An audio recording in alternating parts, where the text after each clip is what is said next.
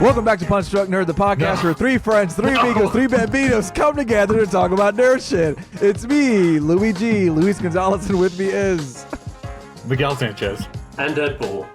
And this week we got some new trailer drops. We got a new Beatles song. We got some news, and we're going to talk about what we're into. No feature discussion this week because it's a little slow, but don't worry, Oscar season's going to pick back up, where we'll be able to watch some stuff. Next week, we're going to talk about The Killing, David Fincher's movie, and then me and Miguel. What'd you say to me? The Killer. The Killing. No, I'm kidding. Okay, the Killer. And then next week we may also talk the Killer, and we're also going to talk about the Marvels. Captain Marvel 2, Captain Marvel Foule Dois. The first thing we're going to talk. What, did you guys see your names already? Yeah, we did, right? Okay. Yeah. So I came in hot. Well, You want to take a breath? I'm like, this is weird. Here we are. No, we're in it. We'll just go. It's good. No, we can take a breath. How are you doing? I'm doing fine. Okay. How are you doing, Ed? I'm good, man. I'm vibing. All right. Did you guys hear about this HBO thing? All right, great. Tell me more. So the dude, the CEO, Casey Bloys, he used a bunch of fake Twitter accounts to troll TV critics that gave negative reviews on their shows. Oh. Specifically, it was towards, let's see, which show was it? I can't find it anymore. I bet it was Perry The Mason, Idol.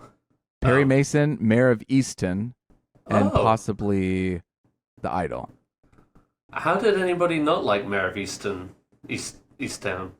I don't know, but apparently he was pissed off enough that he asked his executive assistant, Sully Temery, to create a fake Twitter account to start shaming and trolling TV critics. Ugh. Wow. So what happened? He apologized, and then that's it. But I think it's crazy that HBO, out of all the all of them, like they make prestigious content. It's like, why were you nitpicking about one or two shows? Like, the majority of your library is Cocaine. Is W. You know what I mean? It's incredible. Top tier. Yeah. It's Miguel. It's top tier. Okay. No, I brought it up because I just thought it was fake news when I first heard it. I was like, why would they ever do this? And then I started hearing about it more and more. I thought it was really funny. I thought you guys would have a take. But if not, that's just kind of a crazy. I mean, it's been such a long day. I'm vibing. Crazy story, but I mean, I'm sure that's not uncommon. First off, I mean, because it's such a, I don't know, it's just a fucking war zone out there, isn't it? It's a digital war zone. Social media, everything. It's just like, yeah, everybody's a dick, and everybody has a voice. So. Well, yeah, he learned his lesson. Now he's just DMing people.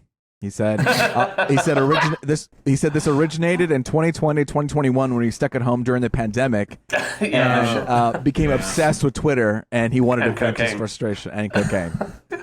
I'll be honest, like, every time I go to the Apple store and I need to update something or get something new, you know me, I'm an Apple boy, and I go in there while I'm waiting. They're like, please wait here by the section of iPhones. I'm like, okay. And then I go to each iPhone and I'm like, Punch Drunk Nerd, 5 stars. Good comment. Punch Drunk Nerd, 5 stars. Nice. Good comment. So you'll see us reviewed by, I don't know, 15 people. 7 of them is just me. You know what I mean? Hey, that's real shit that you said that. You know, good for you. You're being real right now. Exactly. I'm being very real. You know, we started from the bottom and now we're here, still at the bottom. Yeah. Okay. Now we have 17 reviews. Luis, do you feel sorry for us? Like us and rate us on your podcast. Yeah. Venmo us money, even. Just straight to mine. Luis, do you still be real? Is that still a thing? I got a little lazy with it. I did, but it's just like it expects you to show your face, and sometimes like I'm at an angle where I look like sure. Right. So it becomes work, you know. And then I haven't been. Laps was good. This is the one where I get invited to, and you take a picture, and then you can't look at the picture until like 3 hours later, and it develops and looks like a 90 aesthetic thing. That's good when you're like going out to places. It's not great when you're at home because it's just kind of everything looks boring, you know? You're right. You're like, oh, I'm being real on this couch right now. Yeah. Oop-de-doo, I'm watching TV again. What a life. I'm depressed. What happens when you fall off the Be Real commitment? Do they start just like push notification you? You know what I mean? Notifying you to be like, hey, you got to be real. Yeah, you got to come back. This is the thing why I hate actually about TikTok is that the notification is just out of control. Instagram, all these things, when you get a message. So I don't know if you guys use this, those badges on your apps. Do you know what I'm talking about? Like when you get a new email, a new text, a little badge pops up like 1, 2, 3, 4, 5, all these things. You know, you wake up the next morning, there's like 18 text messages from a group chat. So from nerd shit. Do you have that on for Instagram? Yeah. Yeah. Okay. Okay. So it's also on for TikTok, and it won't just put notifications of people sending you stuff. It'll also be like system update or check out these reels or and I'm like, well, God damn it. I mean, this makes me want to turn off my notifications, and then I miss when other people sent me TikToks. It's a little something that pisses me off. Anyway, this is big news. Big news. We're going to talk about this. Well, Ed, why don't you talk about this? You brought it up. Yeah, all right. Supposedly the last Beatles song has just dropped. Even though 2 of the original Beatles group are dead. Paul and Ringo have joined up with Peter Jackson to kind of edit this new song from I guess like a demo song or track that John Lennon did before he died. And this was kind of like a recovered group effort that they tried to do back in the 90s whilst George Harrison was still alive. And the project got scrapped for some reason, and now, 20, 30 odd years later, they've picked it back up again and released a full-blown Beatles song, along with a music video directed by Peter Jackson. God Miguel's, your shocked face, just surprised. Your face, first off, let's start with the song. They kind of gently released this last week. They had this kind of cool behind the scenes documentary that they dropped the day before on how they pieced it all together and where it came from, and that was kind of neat actually. And when they revealed the clean audio track that they had salvaged, because I think back in the 90s they didn't have the technology and the piano was drowning out the vocals, but they, with technology these days, they've been able to single out each track, the vocal track and the piano, etc., and then apply it to extra vocals from Paul and Ringo and then an orchestra and shit like that, as you see in the music video.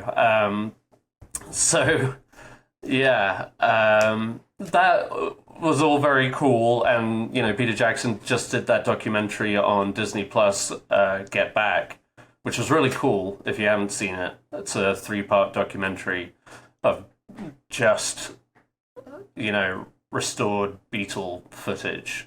But anyway, I digress. The music video for Now and Then is something else, and I'm dying to hear what Miguel thought about it. Or both of you, even, honestly.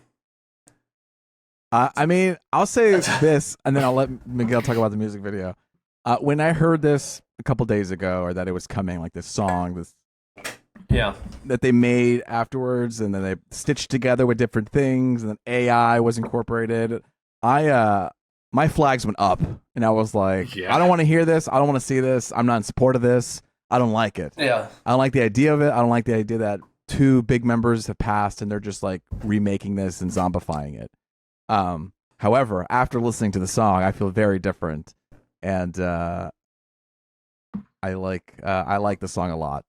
So now I'm going to pass that to Miguel or anybody else. So if we're just talking about the song, I've never really been a huge Beatles fan, not a hater or anything. I just don't ever really listen to them. So it just sounds okay, it's believable. I didn't fall in love with the song itself. And that might be because watching the video is crazy. It's crazy. Yeah.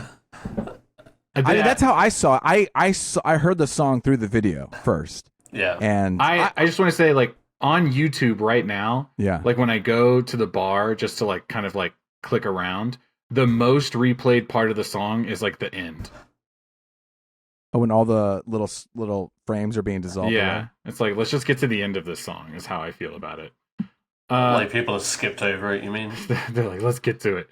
Yeah. I don't know. It's odd. It's odd. Like, yeah.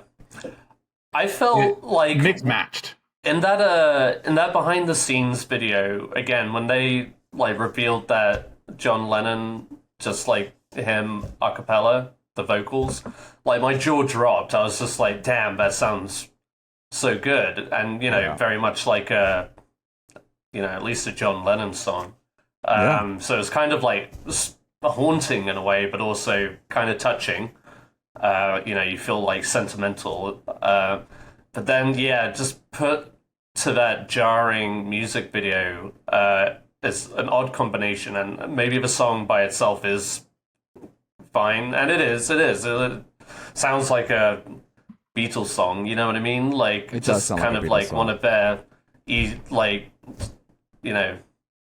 nothing too crazy about it. But I mentioned my friend Bryce earlier. Like, shout out to Bryce Perkins. He's a big Beatles fan, and we were talking about it, and he was like, "Did you watch the music video?" I was like, "No." He was like, "Oh man, you should watch it." And I was like, "Okay, is this gonna be good or bad?" And I was just like, "Man, Peter Jackson directed that." Like, yes. Okay, that's how you feel about it. Yeah. Okay. I mean, it's terrible, isn't it? I mean, okay, maybe I'm the one who's a little bit softer on this. I actually enjoyed this experience, and as I was watching it, I did get a little teary-eyed, because I did grow up with the Beatles. Like, as a kid, my parents would play the Beatles, and so when I heard it, I started feeling it and sensing, because I wanted to fight this. I came into it against it. I was like, okay, let's pick. And then once it started to play and the melody and everything, I was just like, okay, this feels like actually a nice send off to kind of the history of the Beatles. You have them coming together and then splitting apart after a short amount of time together, and then kind of moving on with their careers. But then you have this retrospective song that really seals everything. And it's like, you never have an opportunity to do anything like that. And how did it work out that we're able to perfectly? I mean, if this is their last song, this is like for me a bang to go out of, because it just like talks about where we've come and how I love you now and then, and it ends on their, like, what's it called, like the 50s or 60s-esque, black and white screen and the Beatles fading away. I mean, I know there are some weird moments, like when all four of them were lined up and it was like awkwardly lit. But I will say, I mean, even as an editor, Luis, I thought you would have been annoyed by the editing at least. Like, the rendering was so terrible. I think it's just having present day Ringo and Paul by themselves, like, looked awkward. Was already weird. Yeah, it looked like, hey man, we're just going to pick him up from the retirement home, bring him into the studio. That was a little bit problematic. That's me. Yeah, I'm talking. Yeah, that was a little bit odd. That was the one I called out. But everything else, like them playing the drums and that, like in the moment, like, I don't know. I feel like they do. They've been known to do experimental things, and maybe the execution wasn't like whatever. That's what I mean. They were just up to experiment, and they were just playing. But it is a little bit. I know. Sure. It's a little, but it's just like, that's what I mean, is like, because the Beatles are known for being so innovative with music videos, this just seemed like such a, like, whenever you see, like, aging superstar who comes out with a little single that just, goes straight to YouTube, and it's just like, ugh, this is nice, but also, fuck. This is... I think there were some shots where they had a young choice. There were some shots where you had a young Ringo or young Paul and next to an old Paul. For me, I thought that was I felt like emotional about it, So maybe I'm being blinded by I'll tell you what. Look, I don't know. Maybe I'm very nostalgic to the Beatles, so I'm already maybe so. And I think people have reacted that way because I was looking like the moment I finished watching that video, I started looking through the comments because I don't usually do that, but I was just like, people have just got to be shitting all over this. And no, people were getting teary-eyed, and to say like, "Oh, this is beautiful." I was like, yeah, I really didn't like. I was aware of the Beatles, but my dad loved the Rolling Stones, and as such, I loved the Rolling Stones kind of thing. The Beatles weren't big in our household. I didn't really come onto their music until recent years. Oh. But yeah, so I don't have that kind of sentimental feeling about it. But I do have a great appreciation for them and their music, and I do think that the song, and I think the music video is just purely. It's alone ruined it for me. Okay. But the song is actually good. Yeah, I listened to it later today. I've heard it a couple times already. Yeah, no, it's a good song. It's just that music video is really what I wanted to talk about because I just thought it was atrocious. It was one frame, if I could find it, but that they're all kind of lined up next to each other. There's one bit where they're in the orchestra. It's to me in my mind, it was one crime after another. The one shot where they're in the recording studio with the orchestra, and you've got Paul just looking off into the distance, and they cut to the other side of the room, and John is just plastered in there. With no subtlety whatsoever. It's just stamped. You know how you put a stamp on a text message? Okay, that's what it looks like. He stamps it and he's conducting the orchestra, but not in the way that, he's just being goofy, but the music is very sweeping. I don't know, I found it endearing a little bit. Oh man. No, I was just I don't know. But if it, you know what, for the Beatles fans out there and for you, Luis, if it hit a chord, that's good. I mean, if it did what it was they set out to do, I guess. I thought it was just Peter Jackson saying. This was the one I had an issue with. Yeah. That one looked with the two in the middle, yeah. Yeah, it lighting wise, it looked a little rough. I mean, one of many, my friend. But this one is different. Help me out. All right, and about next is I'm kidding. No, I grew up with the Beatles, so this is comes from a different place. I get it. Miguel. Well, tell you what though, real quick, how did you feel? I guess you added this, they're talking about maybe being able to put together more Beatles songs. Wait, I didn't put that in there. Oh, did you do that, Miguel? No. Peter Jackson feels more music is conceivable.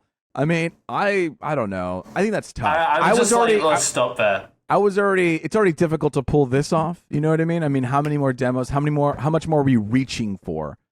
And I feel like this did a good job of kind of capping, for me, the kind of their tumultuous career.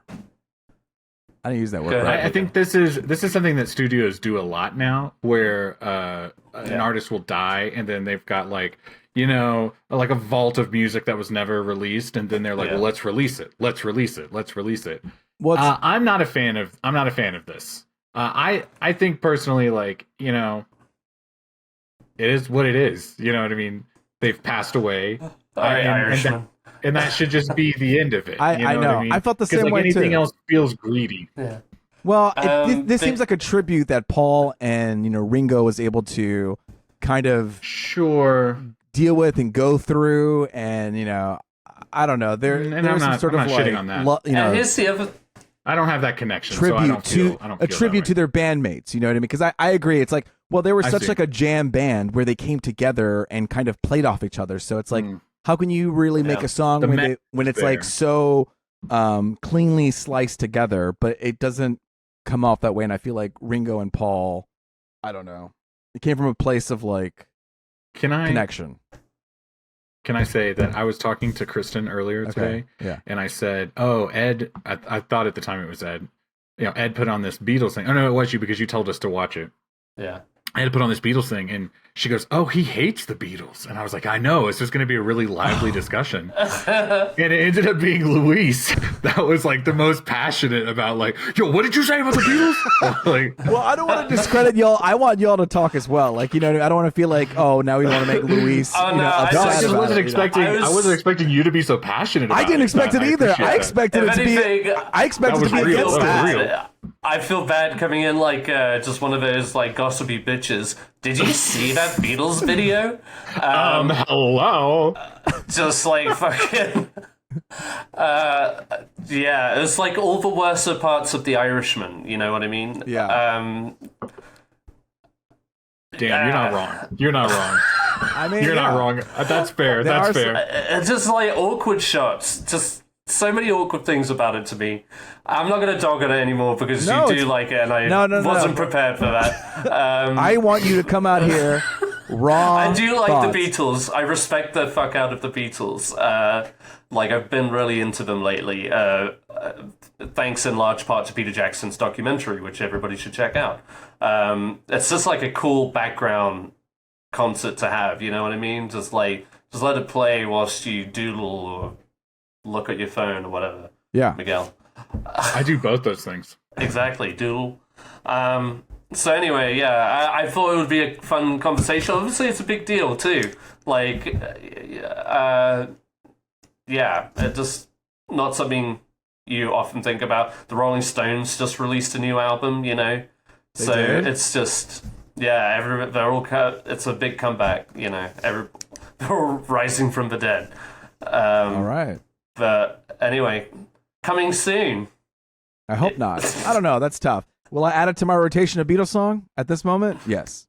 Coming soon. More Beatles songs? I don't know, but will be coming soon. Ninja Turtles. We got a whole coming soon section that we're going to talk about here on Punch Drunk Nerd.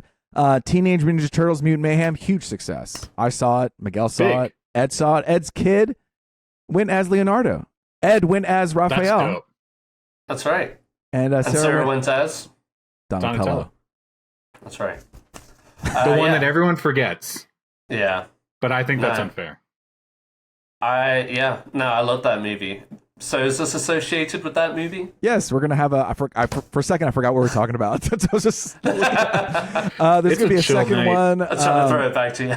Thank you. There's a second one with Shredder, and Miguel, you shared this news with us, and I like it. It's gonna be villain forward, and I think that's the way to go with sequels. You know, don't play me the repeats. Don't play me the hits. Give me something new, something fresh. Infinity War. Give me a new spin. You know. So yeah. So kill all the turtles. We'll have them come back on the third one. No, I'm excited. Shredder is big. Obviously, it's like when you think of the one villain, everyone's like, oh, yeah, is you want Shredder. to see, yeah. I'm excited for this villain forward, just because it's a twist on tone and change. Yeah, totally. And I loved the animation style of this first one, so it's going to be cool to see what they do with Shredder. Like the design that we got a glimpse of in the first movie was cool. Yeah, but we obviously didn't get to see all of them. So I want to see that play out. Very excited. Miguel hates Teenage Mutant Ninja Turtles. He hates it. Have you guys heard of Whatnot? I never want to see. No, sorry. What? The Whatnot app or What's Not? Oh. What? What's that? Whatnot? Whatnot? Yeah, Whatnot. What is Whatnot? That? It's an app? Okay, it's like an app. Well, you got a new phone and you know apps now? Like, what's all of a sudden you have an app? This man never downloaded an app for 7 years. I got a bunch of apps now.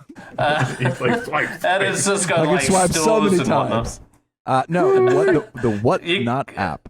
Whatnot? Whatnot? You could like buy and sell stuff, I guess. It's like a little eBay thing. Anyway, I got like a Teenage Mutant Ninja Turtle toy on it that I'm gonna gift myself for Christmas. That's nice. That you got off of Whatnot. I just love that. Whatnot. Like if they were using us as advertising right now, this would be terrible. Whatnot. Like what? spell it. No. Yeah. Spell it. Spell it. Yeah. WHATNOT. Whatnot. Not like what not? Yeah, what? Why not? What? Yeah, not? that's what I was. Okay. Why not? Like, oh, why not? Let me just buy everything. But what not? No, but like whatnot? Like buy this, buy It's like that, a whatnot, like a miscellaneous thing. Like Yeah. Oh, I've never heard of that Miscellaneous, phrase yeah. before. Oh, okay. It It's a sounds this, English. it's a that, it's a whatnot. It sounds like a fucking It's a 90s whatnot. toy commercial. Yeah. That sounds like a great toy. It's a whatnot. It's a whatnot. Do you know what it is? Fuck no. Whatnot. Coming up But you can't next, play it's a with this or kazoozie. Whatnot. Brought to you by Whatnot. Okay. Oh, you're getting, Anyway, you're getting a so- new turtle. That's what I it is. digressed. I got it. No, I'm getting a Mondo Gecko. Oh, that's cool. Yeah, it's like a very rare toy. You cannot find it nearly anywhere. Like, I didn't even know. Whatnot was the now only I one I want could this. find it. Now that you have it, I want it. How much does it cost? $30. $20. Mondo Gecko toy, $35.99 on Amazon. $35.99. I got it No, for I don't steal. know. You could have had a. This could be a cheap bad version. You know, this is from. It could be. This is from I'm so Superstore scared. 7, but I got to see which one you got. Maybe you have like one from I don't know, a better store. Like what's a toy store? I don't know. Mattel. That's why I was actually bringing it up to you guys. You guys are usually up to date on the coolest apps. No, something is wrong lately because like Luis is like, hey, you guys have you heard about this like trend? And it'll be like this thing that's been going on for like weeks. And I'm like, you're the one that's on TikTok all the time. I thought you were like up to date. And now Ed's downloading apps. I have like, an app. I'm really bad at video games all of a sudden. I'm like, the universe is, It's flipping upside Something's down. wrong. It's okay. I know. dude, I don't like it. Somebody, Mike, I think, told me just like don't get anything where you're buying like branded things like clothes and shoes or shit like that because you're gonna get screwed over or purses sure. or whatever. Right. But like toys, you're probably safe. I guess I don't know. That makes So sense. you don't I'm just sending shop you on a like link. Amazon.com like the rest of the world? You know what I mean? I tried. You cannot find this character anywhere. I specifically wanted to get Mondo Gecko from Mutant Mayhem, and you could not find him. Wow.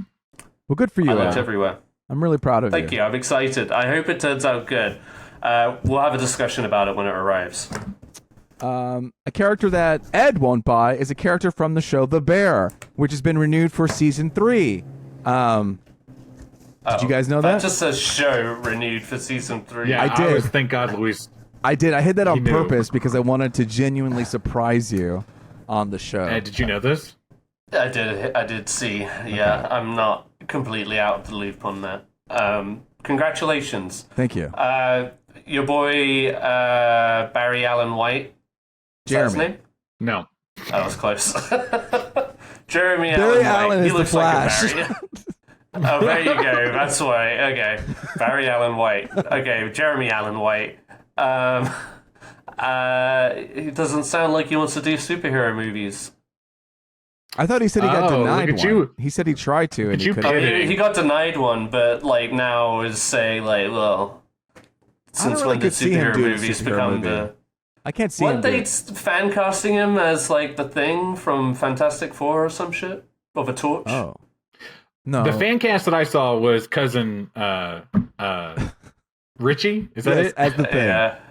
Cousin as the thing. Okay. I I guess would- at this point, everybody's been thrown around. They're just like, As the fuck Thing. it. Yeah, or just like any character in the Fantastic true. Four. That's They're so just true. like, cast it. Jack Nicholson as Mr. Fantastic. Him coming out of retirement just for that. Yeah. Honestly, he'd win an Oscar. Probably. It'd be wild. Well, congratulations, guys. I'm excited Thank for you. you. One day, maybe when I'm just like feeling, depressed, I'll throw on season 2 of The Bear and Yeah. catch up. It won't be as You bad. haven't finished season 2 of The Bear? He hasn't even started it. Ed, baby. Miguel, have you finished? I remember Hill now. House? I remember now. It's just, it's all coming back to me. I thought you had finished it by now. I haven't even started it. He hasn't even Stop started saying it. that. I know, but I'm just saying I thought you would have by now. No. You know? That's okay. He knows Like nothing in secret. about season 2 of The Bear. Another topic that we all know nothing about, but we're going to talk about anyway because it's big in the nerd world, is Zelda. Zelda is coming out with a movie, and I wish one of us would be Link heads, Zelda heads, but we're not. And not one of you? Not one of us. I know one of our guests, Tim, who came on for Ahsoka, he's a big Zelda fan. Yeah. I wish we could have brought him on, but we, life's hard. And maybe we'll get him on next time for a deeper dive on this conversation. We'll get a whole Zelda crew. But as far as video game movies go, how are your expectations on that? I don't know much about Zelda. I don't know much about it, but let me tell you about the people behind it. Okay, it's going to be directed by Wes Ball, who directed Maze Runner and the upcoming Cousin Wes, yeah. And also what? Oh my god. That was good. It was so. He slid it right in. That was so good.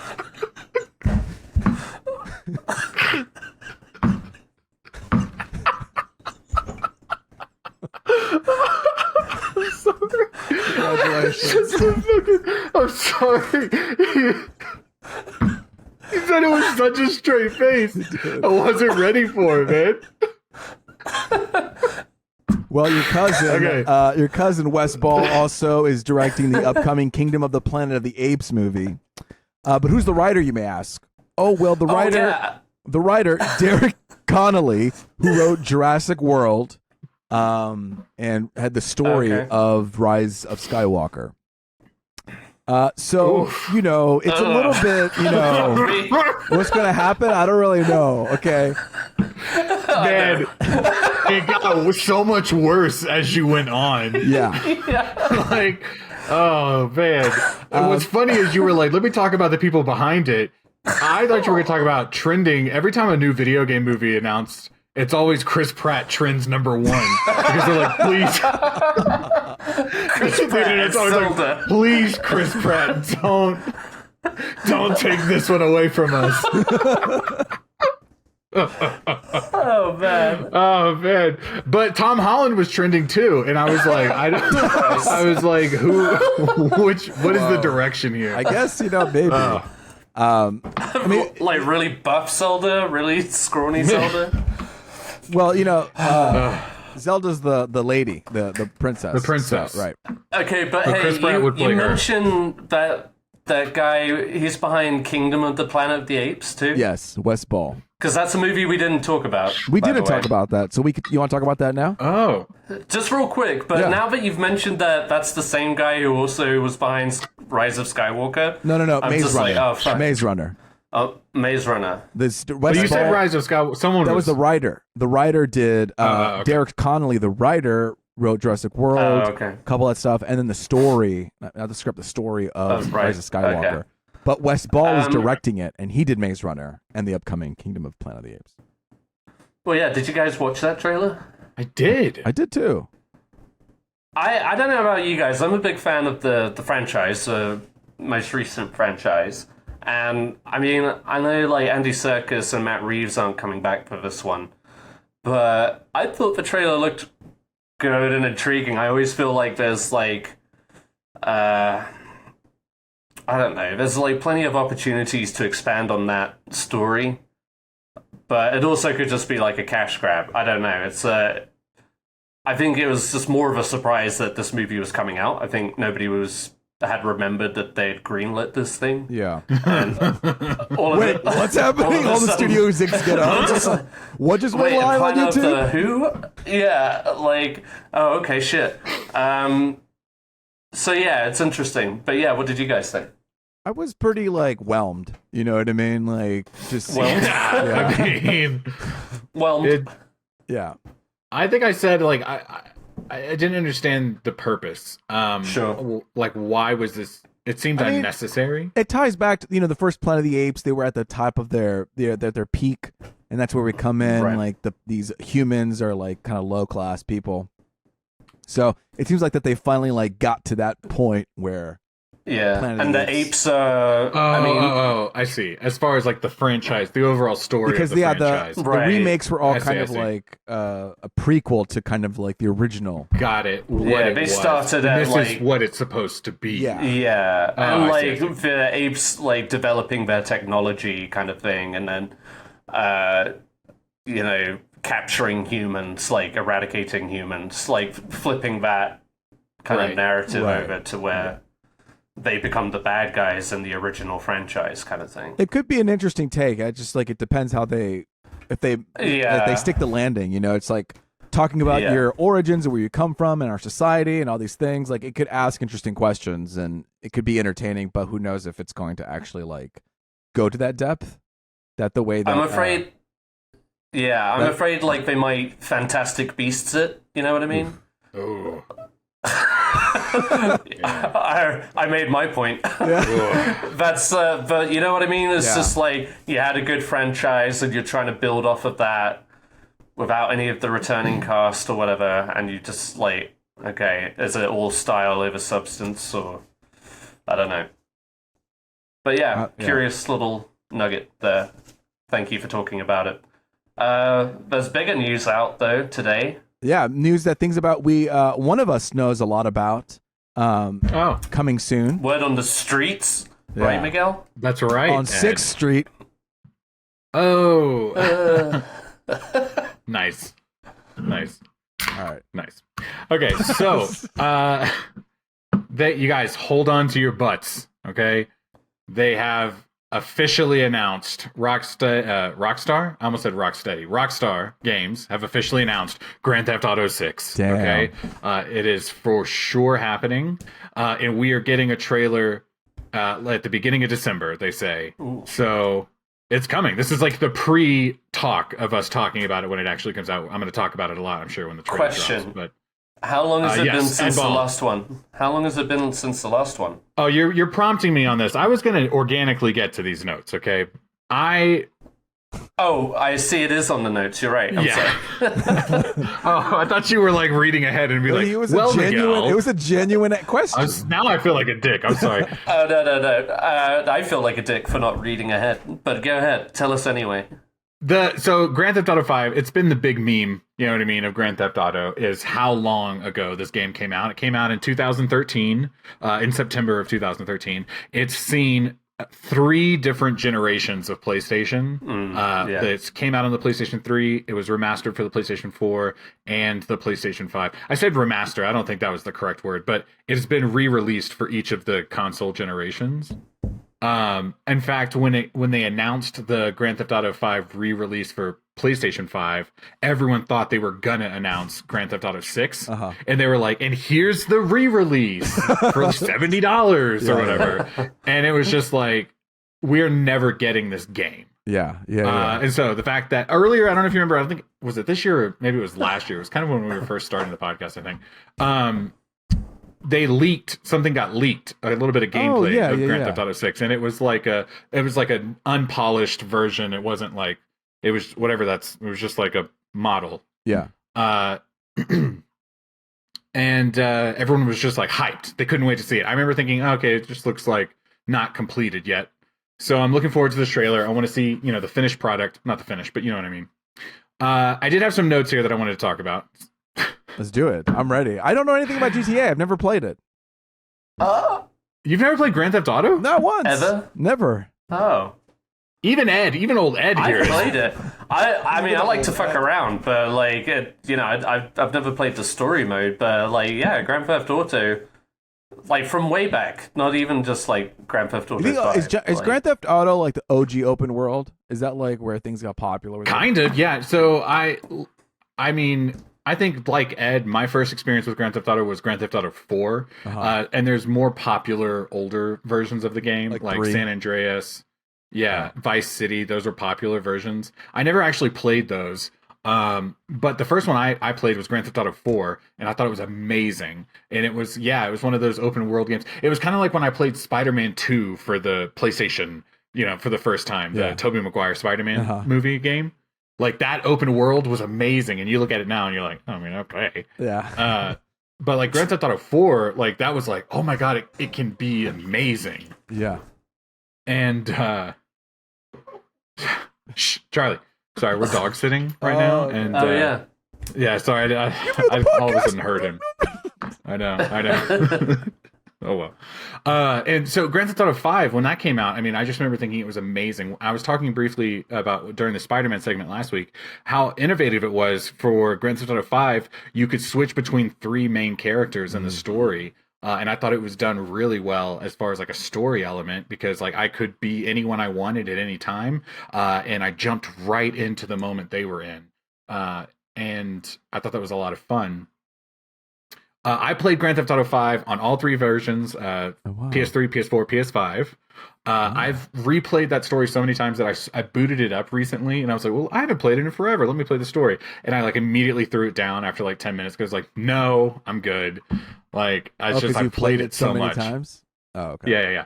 So, and also the big thing, Grand Theft Auto 5, oh my god, I sound so old. I feel so old. No. Is Grand Theft Auto Online is really what like was a really big push to keep that game in the zeitgeist.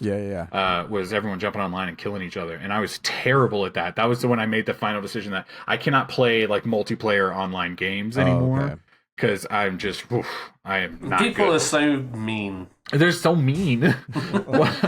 You know, you hop in, and then some kid will like target you and kill you, and you're like, okay, haha, and that's find great. you again. But then he finds you again, and you're like, why am I getting bullied by a 13-year-old right now? Like, I pay taxes, and I don't want to do this. No, he's probably depressed. I mean, so wait, is the goal to like steal something? Is that like, hey, I'm gonna steal? And they're like, I'm gonna stop you from stealing.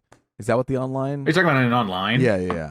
What's happening? In online, you want to just build your character up and become like a boss. You know what I mean? A successful crime person. Like you have a lot of money, you have a lot of cars, you have a lot of weapons and ammo, you have a lot of properties. Right. I remember the very first trailer for Grand Theft Auto 5, where they hinted at online multiplayer. Or maybe it was the game itself. I can't remember. But they talked about how there was going to be like a real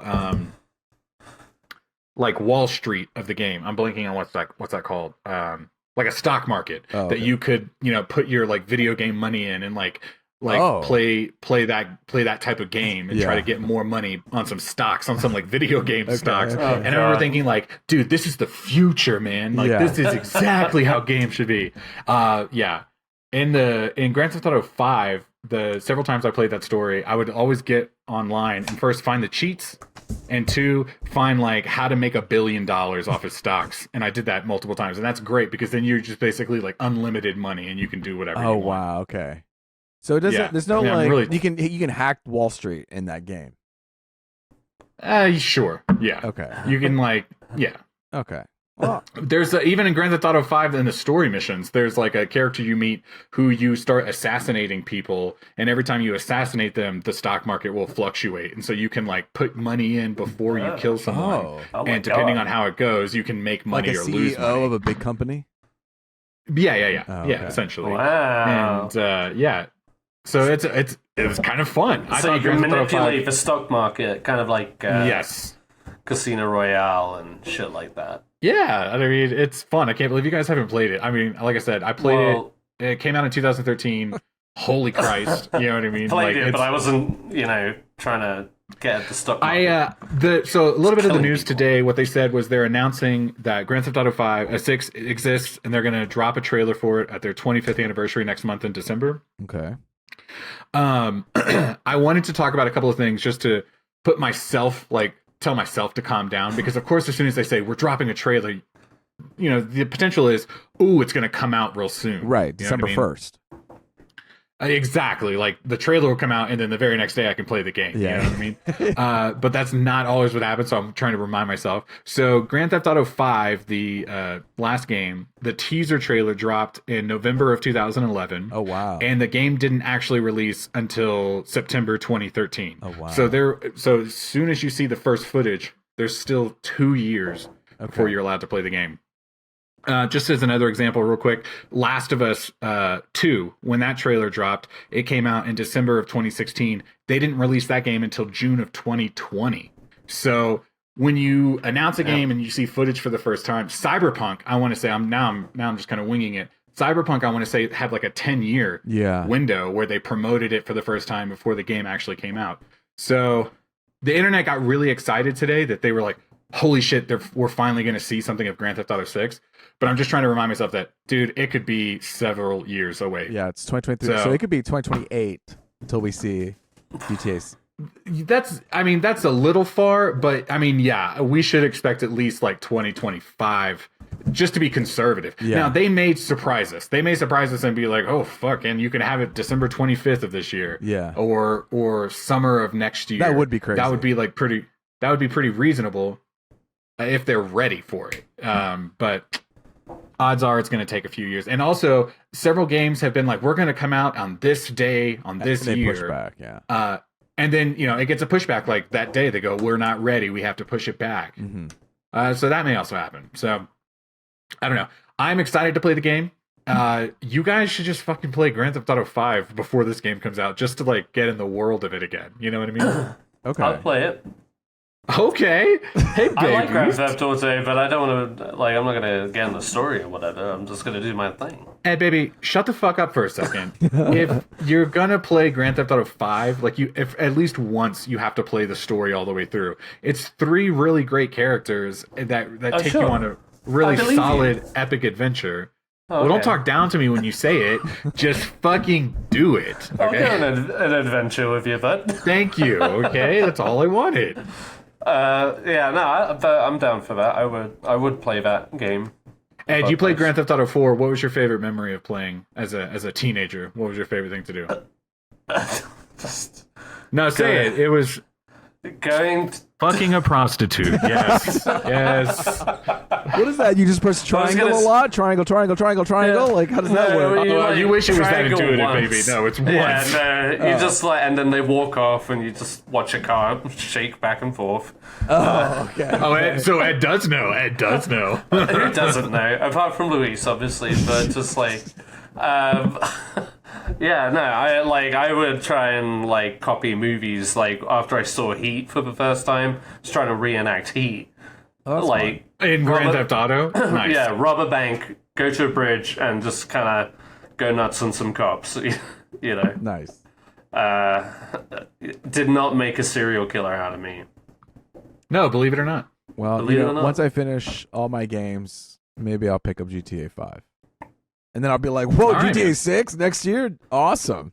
Like, just how fucking crazy. I'm so lucky. I'd have to wait at all. Wow, what a very fluid motion this was. I just rolled right into it. I'm embarrassed. Can I admit something embarrassing? I bought the game Grand Theft Auto 5 on disc in 2013 for the PS3, okay? I then bought it again on disc for the PS4. I was given the PS4 as a Christmas gift. Okay. And it came with Grand Theft Auto 5 for the PS4. So that was the second time I got it. With the disc. I then lost with the disc. I then lost both of those discs over time. Okay. And I downloaded it again digitally on the PS4, so I paid extra to get that. And then when the PS5 came out, I bought it again on the PlayStation Store digitally, just because I was like, I don't know where the disc is, and it didn't transfer. I don't know. Let me just get it real quick. Yeah. Like, they have gotten my money. I am, to my teat. Yeah. They have been sucking me dry. Well, they're going to come out with a remastered version right before GTA 6 comes out. And I'll be like, oh. Two, please. Never played this before. Yeah. No, it's embarrassing. I love the game. Would play again. All right. GTA 6 coming soon. That was our coming soon section. And our next section is trailers. Also coming soon. We're going to talk about some trailers that have been released. Some old, some new. This one I wanted to talk about was the Echo trailer. Marvel's Echo. She was seen in Hawkeye, the Disney Plus show. This is also going to be another Disney Plus show. Did you guys see this trailer? I did. Yes. Okay. I'm not going to say anything. Thoughts before I continue. I didn't watch Hawkeye all the way through. This is a Hawkeye spinoff. So okay, this is actually a great point to talk. This great thing to start off on. This is being labeled as a Marvel spotlight. So this is a new thing that Marvel is introducing to basically signify, hey, you don't have to watch anything else to watch this content. There's this idea of like, well, I'm afraid of watching something because I don't know anything about it. So this is being flagged as a Marvel spotlight, even though I think that's kind of weird because she was in Hawkeye, and then Kingpin is from Daredevil, and so I feel like it actually does have a lot brought into it, unlike Moon Knight or Werewolf by Night, or these shows that can just live on its own. Echo is being flagged as a Marvel spotlight, so theoretically you could just turn in episode 1. It's kind of like DC Dark or whatever that. That's how I read that. Yeah. Right. Yeah. It's not separate. It's just saying that you don't need to pre-watch anything. You know what I mean? It just happens to be. I like that though. It happens to be a darker tone. It's the first TVMA Disney Plus Marvel show to come out, and so it's kind of abandoning. Like this thing is like, oh, we have to make all these children for show for kids. This is now trying to adult up a little bit. I guess my second question was, okay, was Kingpin in Hawkeye? Yes. Okay. Was Daredevil in Hawkeye? No. Okay. Thank you. These are Daredevil legit. was I'm in asking She-Hulk. sincerely. I remember that, and so like, there's a clip of Daredevil flying through the air, the warehouse or whatever in this trailer, and I was like, I didn't even realize. This is gonna sound dumb because, like, of course they're in the same universe. You know what I'm saying? I didn't realize. We've been trying to slam that in your head this whole time. Like, why did I watch all those Marvel movies? I thought they were separate. Why do I keep seeing this guy? Man, he keeps showing up, huh? No, I just was not expecting it, I guess. And he was in Spider-Man. I don't really know who No Way Echo Home is. Too, remember? Yeah, no. I just don't know who Echo is, and so I didn't really associate Kingpin and Daredevil in her world because I don't know who she is. I guess the little backstory is like, yes, Kingpin was in Hawkeye. That was a surprise when you saw it because one, it's like, wow, this character from Netflix finally transitioned over here. Especially Charlie Cox. I think that maybe that was the first one. But in the comics, I think Kingpin kind of adopts. You can see it in the trailer. Like he has. I caught that. Yeah. Something towards Echo, and so there's something happens in Hawkeye. They have a little bit of a tough. I'm not going to ruin it if you want to see it, you or the audience. But yes, it's kind of like it's following up to the actions of Hawkeye a little bit. But okay. I do. I mean, for me, I was a little bit worried about this series in the first place, and then when the trailer played, I was like, okay, now you have my attention. I was a little worried, but with Secret Invasion, I was like, ooh, this trailer looks interesting. And then when the show came out, it was not. So that it's giving me a little bit pause because of what I've had with Secret Invasion. But I mean, it's not like shying away from some of the violence. And so... Yeah, I am afraid that they're overcompensating or trying to show that off just as a kind of like, hey, come and watch us. We're dark. We're cool. It's this idea of like, hey, you guys wanted Daredevil shows again? Well, here we go. We're back doing our Netflix Daredevil. This is what it seems like. It seems like it's trying to copy the Netflix Daredevil vibe and tone of violence. And not saying... And people wanted... They could overcome... People wanted... Yeah, go for it. Go ahead, Luis. I was saying, you're right. They could overcompensate by, like leaning and kind of abandoning, or like... not highlighting the story or character enough, and then at that point it seems a little shallow. But like, I'm cautiously optimistic. Yeah. I was just gonna say, I feel like they I didn't know anything about the character at the time, but whenever Moon Knight was coming out, everybody was expecting that to be violent. People. Good point, Ed. And like that was like a big letdown for a lot of people. I mean, so I think that the fact that they're trying to put it out there and market it as such, it could be interesting. I know people like the Vincent D'Onofrio casting as Kingpin, and I dig it too. I like the character of Kingpin. Get a clean white suit. I want to see. Yeah, I'll say in the clips that I've seen of him like in Netflix Daredevil era, he looked just kind of like a chunky dude, but not like he looks super bigger here. Yeah, he looks. I don't know, it's this cut of his suit or something, but it's like, wow, no, he looks big, like a menace.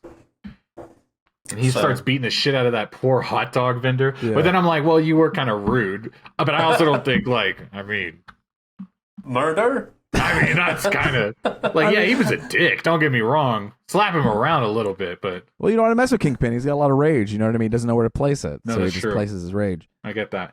Seems to have a soft spot for kids. Yeah, I think maybe he's trying to find kindness somewhere, and I don't know. I'm interested to see. It says you don't have to watch anything else, but I'm interested to see if they're going to mention any of the previous storylines from Daredevil. Like his relationship with, his romantic lover and things like that, and I think that made a huge impact in his life. But yeah, I don't know. Echo. Am I gonna move on to the next one? You guys want to talk more? Let's just do it. Okay. This one caught me by surprise, and I don't know if it caught you by surprise. It's a Nathan Fielder and Benny Safdie. They're working on a show called The Curse on Showtime. Did you guys hear about this show? Yes. Kind of a perfect pairing, to be honest. Like, their vibes match each other, I feel like they sync up in a really good way. Yeah, I've seen the trailer a couple times now. Yeah, I like Nathan Fielder. I think he's really funny. This feels creepy and intense. Yeah. It's Emma Stone. Stone. I always get all of the Emmas and Emilys confused. Emily Blunt, Emily Stone. Yeah. No, we don't have to get into it. But yeah, someone else start talking. Ed, you saw this trailer. I did. I didn't know anything about it going into the trailer, and I was surprised. I was like, okay, Emma Stone and Nathan Fielder. That seems a little odd. And sure enough, it was odd, but like in a good way. Emma Stone's going through this like cool creative phase of her career right now. I'm really looking forward to her in Poor Things. And she's done like two other secret movies with Yorgos Lanthimos. Oh. So she's I'm excited. Secret movies. I'm excited. Like I really dug her in The Favorite. And she's just like putting herself out there, and Nathan Fielder, obviously it'll be interesting to see him in this kind of more acting role. Yeah, it is like a scripted narrative show, but I think there is a mix of improv in there as well. Yeah. So they can have like genuine awkward moments, but it's still having scripted beats. It's, if anybody doesn't know what The Curse is, it's about these house flippers, Nathan Fielder and Emma Stone, kind of working together. They're making a TV show about them flipping houses, and Nathan Fielder, I won't spoil it, but does something where he gets cursed by a child, and at that point things go awry, and then the trailer skews into just very like odd, eerie tonal images that are kind of enticing. So I'm excited to see this. I think I'm gonna start up my Paramount Plus subscription just to catch the show. Let's go. So The Curse was because Emma Stone, was she in that one Netflix series with Jonah Hill? Yeah. Do you know what I'm talking about? Yeah, it was Maniac. Maniac, yes. Maniac, yeah. So The Curse, I'm excited about it. I'm going to talk about it in the show. That's why I brought it up as a trailer. No, I want to watch it. I'm on board. So those are we've talked about a couple things I'm excited for. Now we're going to go down the next path. Ghostbusters 4, Frozen Empire. They just released a trailer. Today's Wednesday. We're shooting this Wednesday. It released today. Did you guys see the third one? Yes. Nope. Afterlife. Yeah. Miguel's not a Ghostbuster. Did you see the original Ghostbusters? No. Oh, okay. So then you don't really give a fuck about this. It's definitely a different vibe from 1 and 2. Look, 3 was more enjoyable than I thought it was going to be. But I was like, oh, this is like, it's good. It's okay. It's enjoyable. I tell you what. I enjoyed 3, but I'm skeptical about this. I'm skeptical about it too. I'm not. The title is awful. Yeah. It's very odd, very bad. Yeah. I'm just gonna wait. Will I probably watch it? Yes, but it is kind of, I don't know. I haven't clicked with it yet. I haven't connected with it yet. Miguel, your thoughts on the trailer? There was one shot in the trailer of some girl character, and that made me go, "Is that oh my gosh, the blonde from SNL in Barbie?"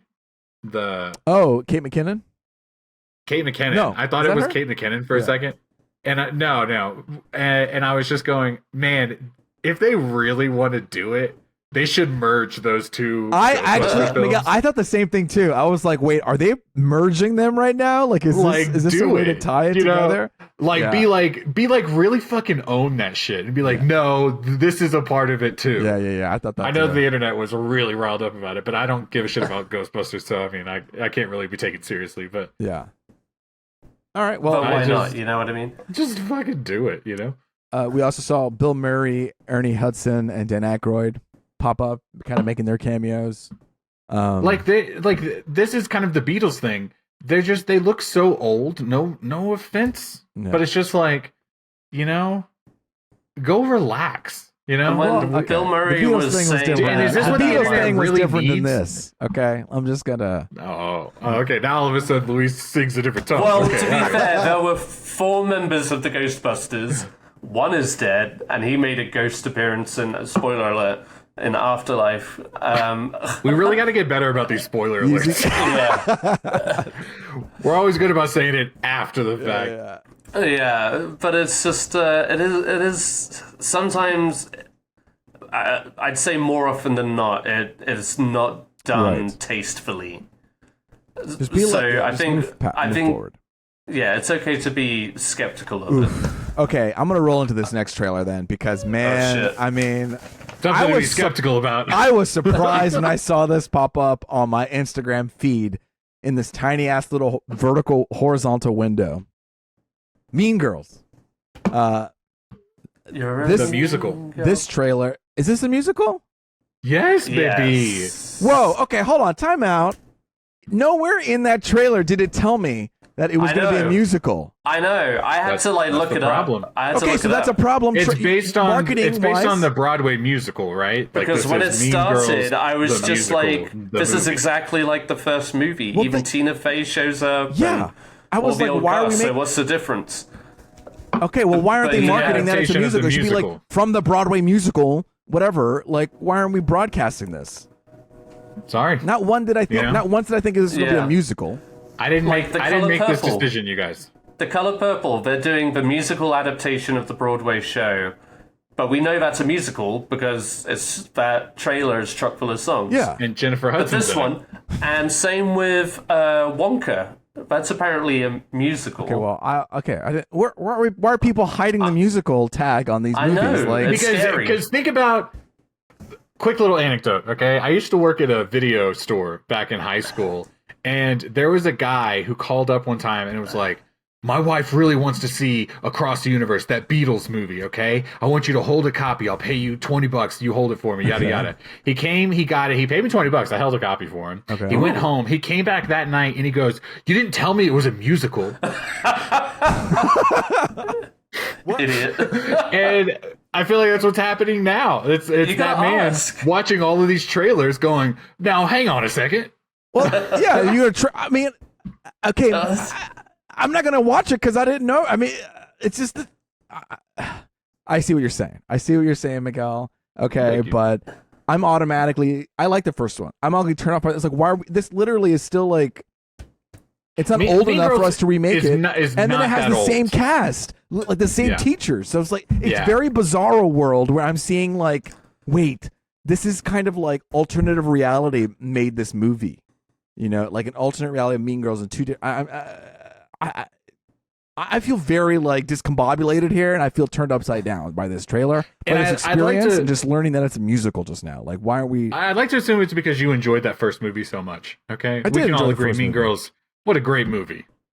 Hey. I only just watched it for the first time recently, so I don't have like nostalgic feelings about it. You don't have. I mean, it's just Tina Fey wrote it, the first one. I think it's a. Yeah, I thought it was fun. It was good. I only Sam, know when. You surprise the shit out of me sometimes. The movies that you see and then you don't see. You know what I mean? To be fair, when I came to this country, I was here we go. When I was but a young lad. No, but like as a 13, 14-year-old boy, whenever that movie came out, you didn't think it was appropriate. It was just like another Lindsay Lohan movie in my mind. I didn't know I didn't know really who Tina Fey was. You know, I didn't care about Tina Fey. Right, exactly. I had no idea about that. So, like, why it had such a big gathering of followers, I was just like, okay, people liked it, whatever. Yeah. And just like over the years, you keep hearing about like, oh yeah, Mean Girls was fucking great. Tina Fey wrote it and all of that shit. So yeah, I watched it. I enjoyed it. You know, what do you want from me? Who watched it? Who made you watch it? Did Sarah say, "Hey, you should watch this," or were you like, "No"? Of course. You weren't like, you know what? I'm finally gonna do it. You didn't make that decision yourself. You were coerced. No, but I was on board. I board. I didn't fight it. I was just like, yeah, I keep hearing that it's a good movie. So it's I need actually good. It's actually good. I had a real good time. It was great. Yeah. Well, this is good. No, it was good, but it doesn't make me want to see a musical adaptation starring Tina Fey. This is weird. Can man. I ask you this though? Weird. Would either of you go if you're taking a trip to New York City? Yes. You're going to Broadway. Would you see Mean Girls the musical on Broadway? on stage? Yeah. If I had free tickets, yes. Would I go that's out a of fair my point. way? That's a fair point. Yeah, like I'm not gonna. I would go see something else like The Lion King, something more. That's true. You know, Do they still do that? Huh? The Lion King? No, it's yeah. I'm saying, do they? I don't think know. so. I'm Oh asking. yeah. That's like one of those. Let us know in the long-running- comments. Let us know at Punch If you're on Broadway. Who is the mayor of New York City right now? Anyway, there we go. But There's anyway, yeah, Mean Girls the musical. Can't wait. crazy. Won't That's see it, musical. Wow. probably. Learning all these things in this podcast. That was our news section. We did really good with that one, guys. We're proud about that. I think we did great. Look at us. We're having a good time. Moving on, though. It's a vibe. Moving on. What we're into. Also, no one's even gonna say it. Like, look at our shirts. We don't. I don't know why these colors just feel like they vibe together. Like we got this yellow. I kind of felt that way too before we started. You know what I'm saying? Yeah. When we were talking about the Beatles earlier, that's when I was really thinking about it. I was like, I feel like a Beatles vibe right now. What would you call that? Pastel? Yeah, these are like pastel colors. Yeah. Almost. Faded somewhat? You got Yeah. your hat too. That Look at us, man. kind of, We're- ties all Yeah, together. we're chill as shit. Yeah. I was wearing a different shirt. I go, I want to wear this hat. I changed the shirt to this shirt so I could wear this hat. Were you wearing like a yellow shirt because you didn't want to be yellow shirt, yellow hat? No. You didn't want Sometimes to that look like happens a to me. bottle It's of like ketchup? I wear a gray shirt and gray pants. I'm like, I Or gotta change. mustard. This can't be too. That's too- right. Sometimes you just gotta be like, this isn't it. This isn't the vibe. Mid. What we're into. This is the part of the show What, where we talk about what we're into. Could be movies, TV, books, songs. Could be poems, sonnets. For Miguel, it was Haunting of Hill House, But it wasn't. but it wasn't because I in the notes you said you That's the finished biggest it. You twist of finished Hill it with House. a green check mark. In the notes you say I finished it, green know. check, and then you come back I saying you lied. didn't finish it. I lied to you both. I lied to myself. I You lied just to our abs- audience. I lied to the audience. Yeah, I did not finish Haunting of Hill House, but we're going to. We just, like I was telling Ed earlier, we just didn't get around to it. Okay. So I'm gonna. It's not because I fell off. It's just because I got busy. I spent any of the little bit of free time I've had since our last episode telling myself I need to actually play Spider-Man a little bit more. I need to play those side missions. So I didn't actually watch anything super new. That's how it's with me because I don't have anything else that I watched or did because I've been playing Spider-Man 2. You have been, baby. Do you want to talk about it? Let's talk about Two. it. It's funny because everyone who heard it last week is going to hear it from a whole new take from me. Here I am. Have you heard that take yet? No, I haven't, and I will Oh, okay. once I finish the story. I will go back to the episode Okay. and I will Oh, listen. you haven't finished the story yet? No, I haven't finished the story. Can you believe it? Oh, Dude, I've been doing a lot of of side missions. I'm never a side missions kind of man. you're doing- But for this game, you're opposite of how I played it. Yeah. dude, every time a game comes out, story. I don't give a fuck. Help me, sir. Nope. I'm going to the story. Nope. Like, I don't care. Dude. And this one, for some reason, I'm doing all the story modes, side stories. I cannot tell you how much I wish I would have taken that approach to this game. Yeah. I was so worried about things getting spoiled that I was like, I have to keep burning through the story so I can actually like experience it. Yeah. And then I think some of my criticism came from the fact that I wasn't really sitting down and enjoying it the way I should have. But to your credit, I mean, I think you avoided those spoilers that would have inevitably shown up. Kind of made it a little worse, you know. Yeah, like, but we won't get into No, it. yeah. It's not about my opinion. I want to hear what Luis has to say. I've had to mute, even my own place of work because they've just been posting too much content about Spider-Man 2, so I've had to mute them. And I've just been playing it. And, I mean, I'm having I don't know. I'm having a good time. I'm enjoying the side missions. It's been a little glitchy at times. I'll say that. Like, I'm going into a battle zone, and I have one person left to fight, and then somehow they're stuck in the building behind the wall, or they're stuck in a car. And I've I can't had that get to happen them. once. It's happened to me 3 or 4 times, and it usually happens when. Wow. What I do is I fly in, immediate sneak attack. I just go right away. Yeah. Why? Square. You know what I mean? Like sneak attack. Boom, boom. They didn't see me coming. But what happens, I think, is that the computer isn't fast enough to get those characters out of the buildings. So then I'm stuck with like, well, this kind of sucks. Also, I want to say it's not Y square; it's triangle square. Okay? Oh yeah, my bad. Yeah, okay, try. You mixing them.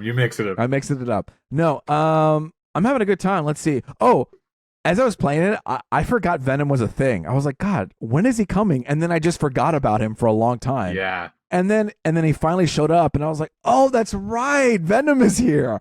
Because you've been doing that many side missions, that's kind of crazy. Yeah. I bet you unlocked the fast travel so fast. Well, we can get to that in a second. But I did. There was this whole like carnival level. I did all the carnival games, and then I got this little carnival hat, so that when I became Spider-Man, I was fighting with a carnival hat, and that was fun. That's cool. What? Let's see. What else are we doing? Why? It's like Ed. In Insomniac Spider-Man 2, Ed, they give you a lot of like really fun, just like little crumbs, like little cupcakes of fun things that don't really impact the story or the overall gameplay too much. They're just kind of like fun little treats. So there's like a level in the story where you're at a carnival with friends, and you can go and play all of the carnival games, or you can kind of just skip. They're ahead. like mini games in between. Yeah, they're like and mini if you games. play all the games, you get rewarded, and he's saying the reward was like you get to wear this fun little hat while you're Spider-Man, and it's just like it's not to be taken super seriously. Why does there's a little bit of whimsy in our fucking lives. I mean, that's why when it popped up, I had a good laugh. I was like, "Oh, haha! I'm glad I got the surprise." You know what I mean? I did all these little carnival things, and I got a little hat. Yeah. And you got a present. Now I'm fighting. Now it's a really silly image of Spider-Man with the big goofy hat. I'm like, oh, this is a hat. Yeah. This is a good time. I've been enjoying. At first, I was like enjoying Miles' storyline, and then now I'm enjoying Peter's storyline. So I'm really kind of bouncing back and forth between my favorite. All these side missions too. Some of them have been like affecting my heart. 2 of them actually. I went to Miguel. I won't say anything, but 2 of them I was like, damn. I had to take one of them. I had to put my controller down and just have a good cry, and then like, I know maybe because I think I was having a little bit of a rough day today, and it just like was able to like. Was it today? Today, yeah, one of them today. I had to put the controller. This is when I texted Miguel. I had to put the controller down. I know what you're talking about. But I think you might have a different experience than I will. I was just like, this was a good outlet for me to have those emotions just like cry out. It just that's good. I'm not having a bad time. The glitches can be annoying, and then there's this cool like crosswalk you can do with Spider-Man, where like you create like a little spider web line to cross. Oh yeah, do you know what I'm talking about? It's like in Batman. It's like your like wire, the like tripwire that you can. Yeah, I created a tripwire line where I can like. I like that. It's a new thing. I was complaining. It's a good element for stealth. Yeah, I like that. I'm keeping all the old moves from Spider-Man 1 into this one. And for a bit, I was like, oh, I'm not really into all these new moves I'm learning. But now I'm kind of getting into it a little bit more. I'm learning to like bring enemies together so then I can just destroy them all at once. Things like that. Yeah. I will say one of the things that I complained about last week when I was talking was how I felt like the actions in the first one, I'm talking about physical like controller actions, they felt more fluid in that game. It was just like you instantaneously were Spider-Man. I felt like in this one, I don't know if they've tweaked them, if it's a glitch, or if it's just like I'm getting used to the PlayStation 5. I don't know. But I found the controls were a little sticky for me. Yeah. Like I wouldn't ever get in the right rhythm on my first playthrough. And now that I'm doing the side missions and I'm kind of like getting around the city a little bit more, I'm finding that rhythm. I have a problem with that with flying and like especially gliding sometimes. So I glide like a motherfucker in that game. I'm always gliding. But sometimes there's a level later. Uh-huh. Oh no, sorry. No. I'm interested. There's a level later that there's a level later where you know how like you're gliding into a battle and you press triangle or whatever and it zips you to the thing. Yeah. There's a level later in the game where there's just a lot of battles all happening at once while you're trying to traverse the city. And so every time I would try to adjust my wings or swing or something, I would hit the triangle button and I would then all of a sudden be in a battle and I'd be like, oh, that's not what I'm trying to do right now. Actually, I've had issues with that. Yeah. Where I've actually tried to triangle to them because I love triangling to enemies. Oh, I love that button. It's my favorite. Yeah. So I'm always triangling like boom, boom, boom, boom, boom, triangle. And so I see them below. I try to triangle, and then I end up having these little glider. Oh. And I'm like, fuck! I don't want to glide. I want to just attack this thing. You know. And so, that's so interesting. That's like the opposite of problem that I'm having in that level. Just like, but yes, that's exactly what I'm talking about. It's like, and I'm sitting there going like, am I bad at this? Or is it the game itself? Right. One of the other things that I don't know if you've kind of come across this, but like, let's say in the middle of the city, you'll find these like blue boxes that have like tech parts. Yes. Yeah. And you go up to the box and you're like, oh, the bad guys are stealing the tech. Let me steal this back. And you press triangle, you steal the parts, you get the parts, whatever. When I walk up to that box, and this is just an example, it's several other events like this as well, they give you that little white circle that's like walk to the circle and then you can press triangle. Yeah. But then it's like they show me the circle, but I'm on the wrong fucking side of the box. So now I need to walk over here. And then I click the triangle, but it's not when they prompted me to click the triangle. And it's just like, you know what I'm trying to do. Yeah. You know, like quit dicking me around. Like give me these parts. They did some of that in God of War where it's like I got there, now I gotta walk all the way around. Just like, why are you adding steps for me to walk? You know what? Just get me there. I'm here. Let me push the button. I've already done it. I've already got to this thing. You don't need to make it more real or make me quote unquote work more by having me walk around this like pedestal. Thank you. Do you know what I mean? Like yes. I also think it's really funny that we're carrying people was by swinging them. Like I had to pause the game when I was carrying what's his name, Jonah Jameson to the hospiel or something. I was like, wait, what are we doing? and that's like one of the first ones too. They're like, whoa. Yeah. And then throughout the game, Spider-Man. You're taking people to the hospital, just like, all right, I'm gonna take you there, and their just neck is completely being whiplashed, like. Yeah, you know, there's one character that's like, don't sue me if I throw up on you, Spider-Man. Yes. And I'm like, listen, if anyone's suing anyone, it's going to be you suing Spider-Man because you're going to get fucked up. And then he brings him to this ambulance, and then sometimes the ambulance driver will say something. Sometimes it's just like, wait, why is this guy just standing here with this like cart and an ambulance right behind him? Like, oh, Spider-Man, I was waiting on you. Come on, man. Yeah. I was on the app. I saw you coming. I saw you coming. No, it's interesting. You made a comment earlier how that you played a lot as Miles Morales, and now you're kind of getting into the Peter Parker storyline. I had kind of the reverse. Again, just because I was so story focused, I basically was Peter Parker the most of it. It's just so long. The story and it would prompt me every now and then to switch to Miles, but it would also give me the opportunity to switch to Miles whenever I wanted. Yeah. But because I was so focused on the story, I was like, well, I'm Peter Parker right now. I have to do a Peter Parker thing. And I just found myself not really giving Miles the attention. And it's in this, now that I'm going back and playing the side missions, and I'm like, well, I kind of prefer playing as Miles sometimes. Like, he's a lot of fun. I just didn't so you mentioned the Venom thing. Yes, so I'm at they've taken spoiler alert out of all this, I guess. They've taken Vulture. No, not Vulture, Lizard. Lizard runs away. Now they're trying to get an antidote. They made the antidote in the May whatever Foundation building. and then a bunch of hunters came in and blew it all up, and now they blew it up. So Spider-Man has the symbiote. Yes, I've been going around as a symbiote a lot of places. Now it's my turn. For me to complete the story, I have to play as Miles to go somewhere to do something. So I haven't even gotten to the point when they promoted Venom for the first time. When you see Spider-Man as Venom in the neighborhoods, you know what I mean? When he's like, oh, you haven't done that yet? No, and they were like, oh, that happens early in the storyline, and I'm like, I've gone through. No, it does not. No, it does not. I've been waiting for. I completely forgot about Venom, and then I'm still waiting for that part. I'm waiting for that part where I'm chasing Lizard. I'm like, when are we going to get to this part? And so, the Venom becoming like a feature of the story happens kind of like mid-second act, and it's like, dude, okay, how long is this story? Because we're just now getting here. It could be a little, and I won't say anything long. further, but when you get to the end, I'll have thoughts about that as well. Okay, yeah, it's just like with the whole Peter and Harry. I'm picking up my phone. I'm like, just get to the point. Like, it just feels a little. Yeah. Honestly, their relationship sometimes can be a little cringe. I'm like, I get like when they're playing basketball and like they're playing the shins, and I'm like, oof, this is just a little bit too. Yeah, I don't know.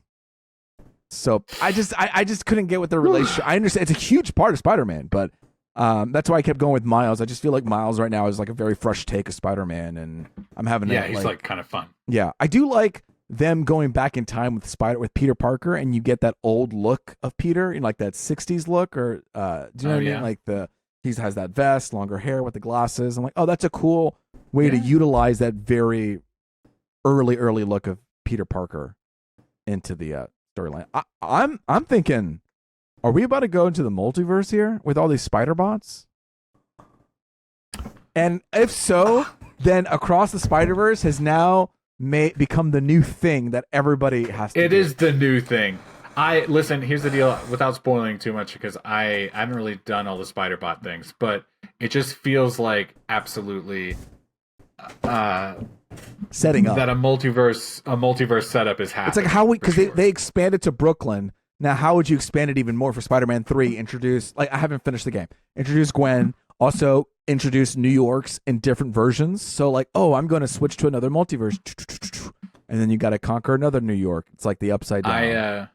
I need you to finish the game, Louis, so we can talk a little bit more. Okay. I'm at level 32 now, actually. And I'm making my way through it. Through a lot of side missions, but there you go. I'm done with Spider-Man. Ed, you have been dying. That wasn't. Oh, yeah, that wasn't for the podcast. That was for me and Luis to just talk for a little bit. It really was. Well, we've been keen. Yeah, it'll be more interesting to see what you think of the game as a whole. Because Ed, can I ask you this?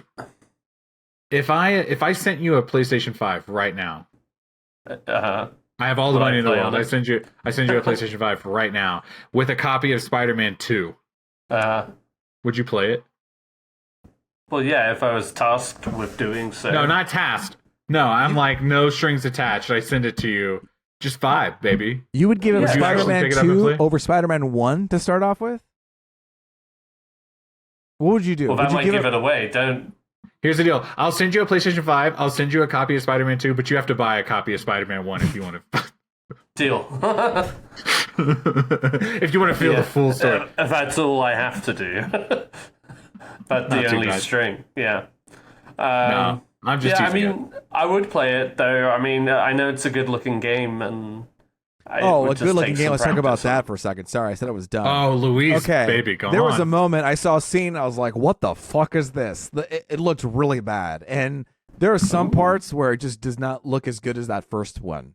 I remember the first one, I was like, wow, incredible. It was amazing. It was really breathtaking. And then here, I'm seeing like fire and smoke as like blocks and pixels. I'm just like, ooh, this is kind of... Well, I can see scenes where they like, oh, they worked on this earlier on this scene because it looks really good. And then you go to another scene where it's like, these are just like flat-faced, barely put together, barely rigged characters that are kind of like not fluid. I sent you an example. That was another moment I had to stop the controller and pause for a second because it was just not as good. Yeah, I mean... I just to kind of tell a little bit, I won't spoil too much of my opinion because I want you to finish the game. I do think like ultimately by the end of the game, I think the first one was the better one. Yeah. Like as far as just like my overall experience of playing the game.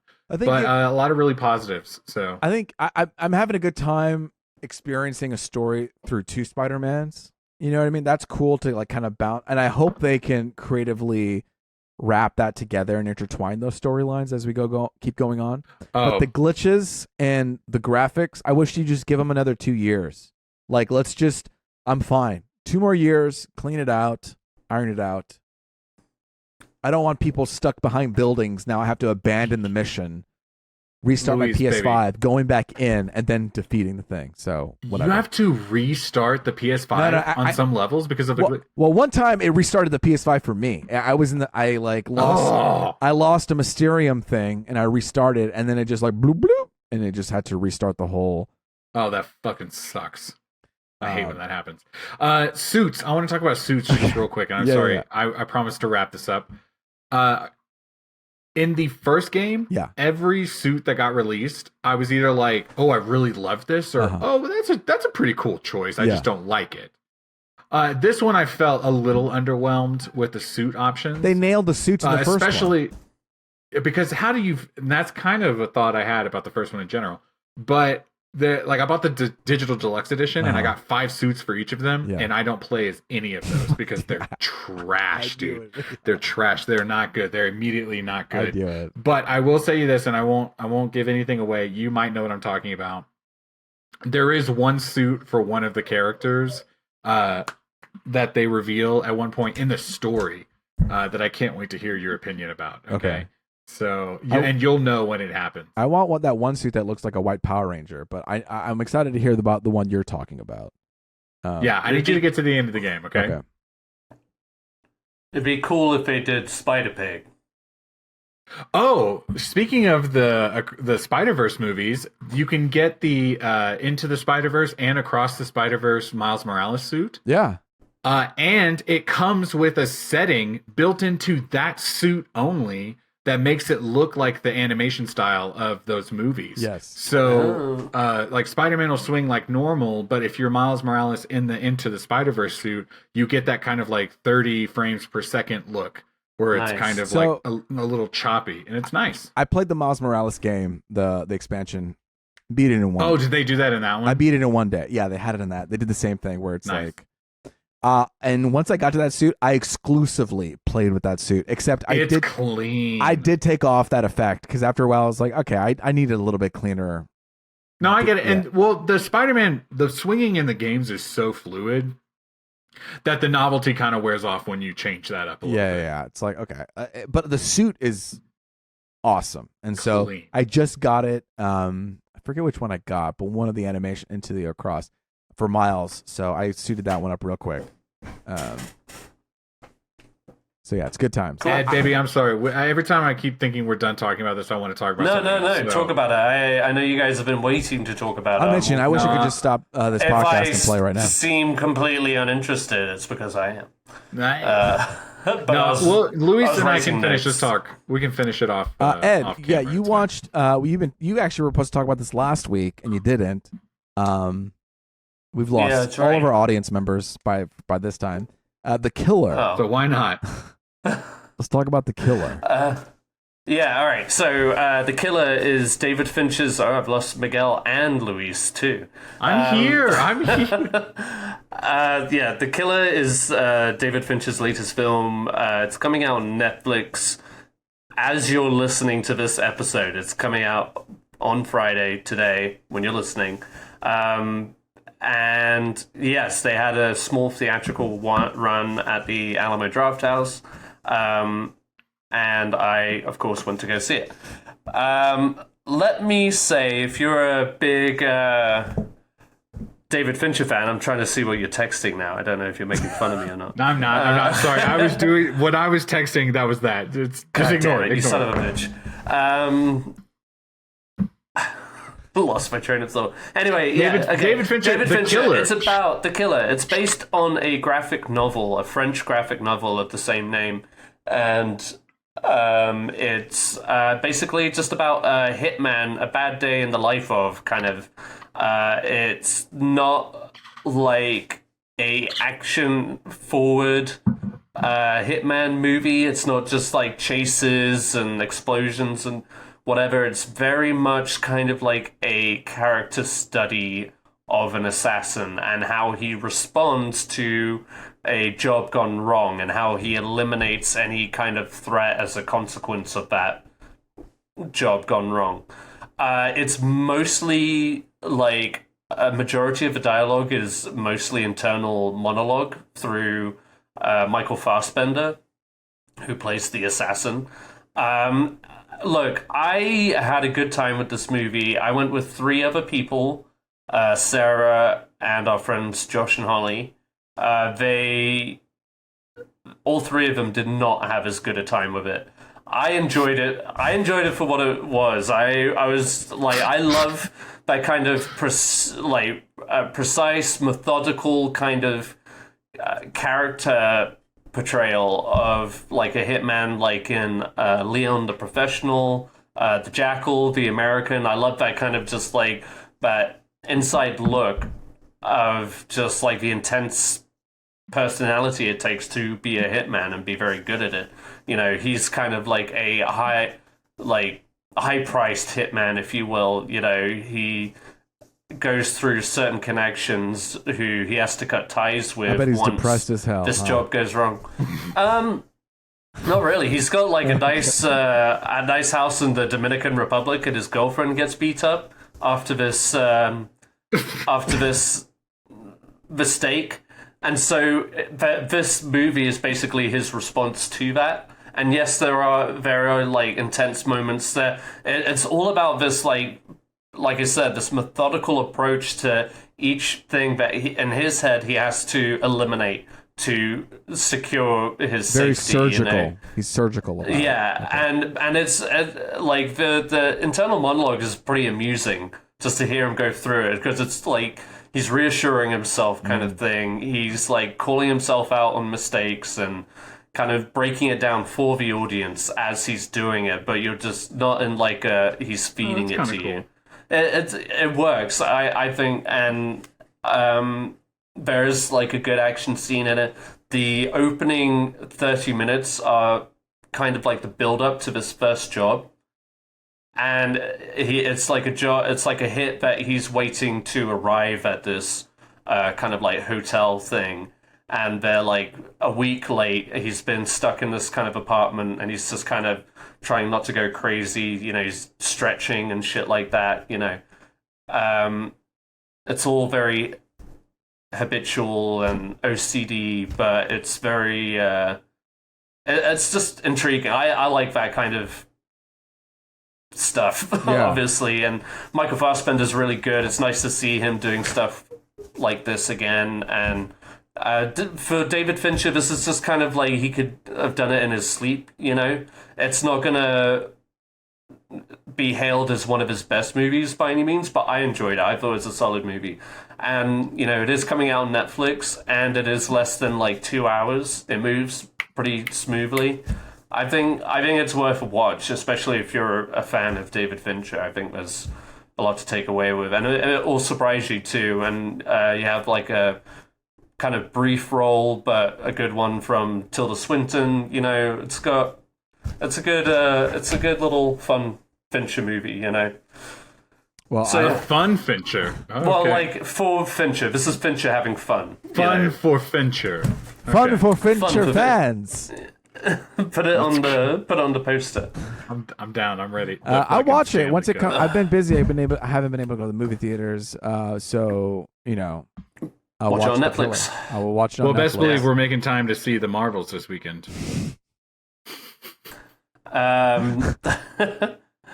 It just worked out that way. Okay. I always have time for Marvel, right? The Marvels. The Marvels, sorry. Mr. Not Mr. Whoa. Marvel. My bad, sorry. Captain. So the other movie I watched real quick, also on Netflix, was El Conde. Have either of you heard about this one? This was a movie. It came out like a little while ago on Netflix. It's from Pablo Larraín, who did Spencer and Jackie. There's two, like that biopic about Princess Diana and Jackie Kennedy. Wait, the one with Natalie Portman? Yeah, and Kristen Stewart. Oh, wow. Okay. So it's the same director. I hated Spencer with a passion. I really liked Jackie. Jackie was really good. Did you like Spencer, Miguel? No, yeah, he loved it. No, it's Princess Diana. So it's like, of course, Ed's going to have some sort of hard opinion. No, my hard opinion is solely towards, No, don't say it. Kristen Stewart. No! Yeah, I hate her. I can't stand her, and that movie didn't help. So anyway, El Conde, it's kind of like a modern day but gothic vampire story about this dictator who fakes his death, but he's actually like a 250-year-old vampire, and he fakes his death and goes out into like a desolate place where he just kind of lives with his wife, who is not a vampire, but she's aware that he's a vampire, kind of thing. And they're just they left their homeland, or their capital city, because like he was a dictator and people were accusing him of being a murderer and a thief, and shit like that. So he just kind of moved on, but like he was also murdering people for real, like taking their hearts and eating them and shit like that. So he was a murderer. Yeah, so it's like one of these weird contemporary vampire movies that feels of a time and place, but with a very unique style to it.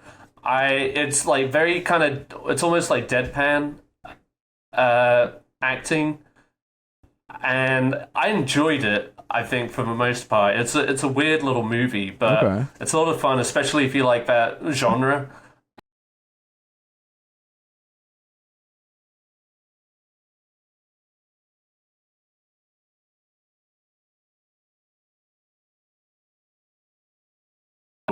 Victims. It's got some really kind of graphic violence, but it's in black and white, so it's got this cool. It looks cool. It's a beautiful looking film. So, anyway, thumbs up. Go check it out on Netflix if you're just looking for kind of like I said, a cool take on the vampire genre. You convinced me. I might watch this movie. I didn't know about this movie. It's fun. You talked about it. Yeah. It's good, and it goes to interesting places throughout. Okay. I'll just say that.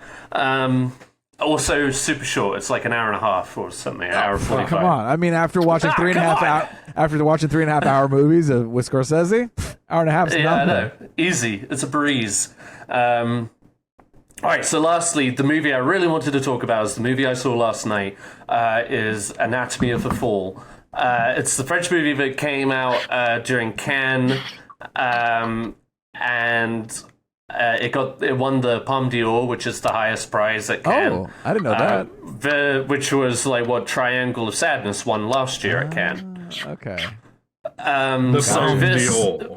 This one is the polar opposite of Triangle of Sadness, but I thought it was phenomenal. It was such a good film. So basically, it is set around this married couple who have a son. They're both writers, and one day their son finds the dad dead in the driveway, having fallen from what it seems like he fell from the third story of their house. They live up in the mountains in France.